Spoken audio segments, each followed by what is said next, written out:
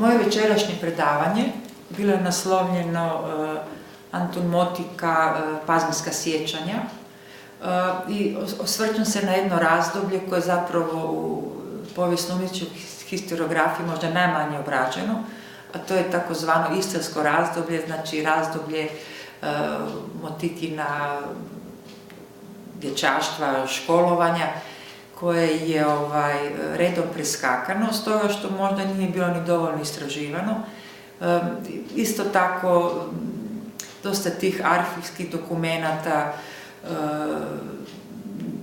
nije se moglo naći ili su nestali, tek možda nakon Motikine smrti, kada je ta njegova ostavština bila otvorena za javnost, moglo se naći dosta podataka koje ja smatram da su, pa ne samo ja, nego i moji prethodnici, kolega Glavan i Dulibić, su smatrali da je to odrastanje u tom istarskom podneblju, u tom podneblju koji znači bio je jedan bilježen politički prijelaz iz Habsburške monarhije u ondašnju kraljevinu Italiju, ta ne samo dvojezičnost, trojezičnost, znači hrvatsko, njemački, italijanski, da je utjecalo na taj multikulturalizam Antuna Motike koji nekako ga je pratio i kroz njegovo kasnije likovno stvaralaštvo.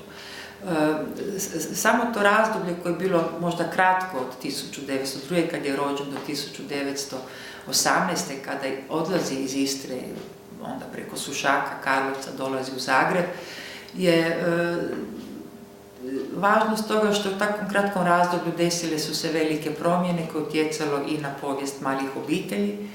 I sama obitelj Motika je jedan od primjera upravo takvih previranja gdje su zapravo nakon 1917-18.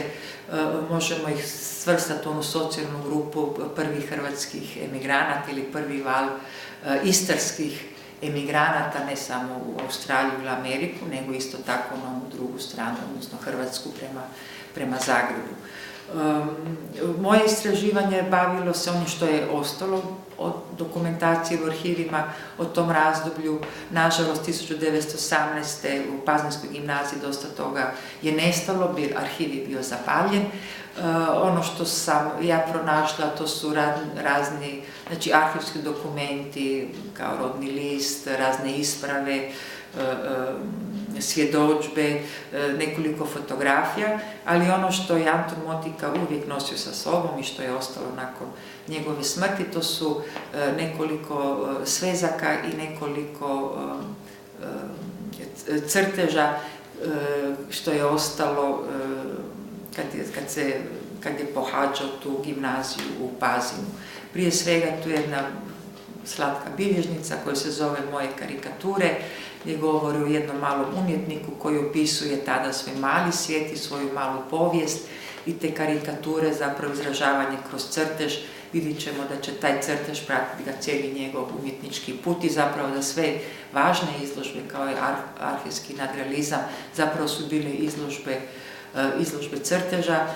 Zatim tu su dvije knjižice, oslikane, obojane knjižice, Put na mjesec i Crvena brada, koje zapravo govore i o jednom tom didaktičkom ili metodičkom pristupu tadašnje Pazinske gimnazije, koja je bila na hrvatskom jeziku, koja je imala vrlo, vrlo dobro opskrbljenu knjižnicu sa mnogim prijevodima i onda iščitavanja, što kroz njegovih priča ili pisma koje sam uspjela pročitati o tom njegovom sjećanju na Pazin, možemo vidjeti da su sva to učitelji preko Šantla, vrlo kratko Nazora i ovog učitelja Rože,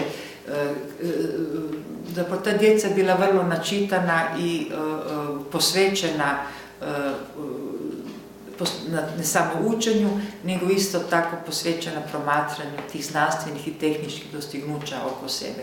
To vidimo kod Motike, naročito u nekim crtežima, gdje je očito da je Motika vjerovatno i u Puli odlazio u kino ili tada kinematograf, da je čitao prijevode Žila Verna, vjerovatno je vidio i ilustracije Vernovih knjiga, naravno da je vidio Bili Jožet od učitelja Saše Šantla.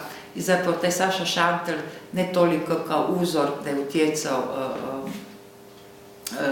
znači stilski utjecao na Motiku više kao mentor i kao pedagog i upravo on je zaslužan da je Motika dobio stipendiju Matice Hrvatske da može nastaviti svoj studij u Zagrebu.